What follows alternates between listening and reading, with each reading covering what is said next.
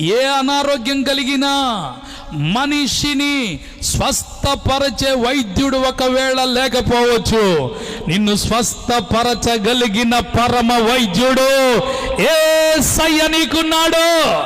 హల్లెలూయా. అది క్యాన్సర్ అయినా, అది ఎయిడ్స్ అయినా, కుదరని రోగమైనా, ఎవరు బాగు చేయలేకపోయినా, ఎవరు స్వస్థపరచలేకపోయినా, నా ప్రభు ఒక మాట చెప్పాడు, నిన్ను స్వస్థపరచు యెహోవాను నేనే. దేవునికి స్తోత్రం కలుగును గాక.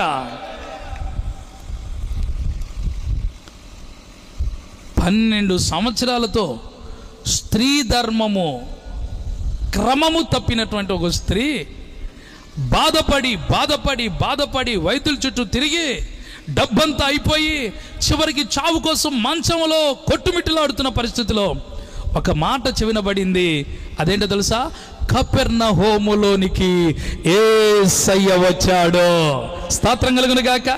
హల్లెలూయా, హల్లెలూయా.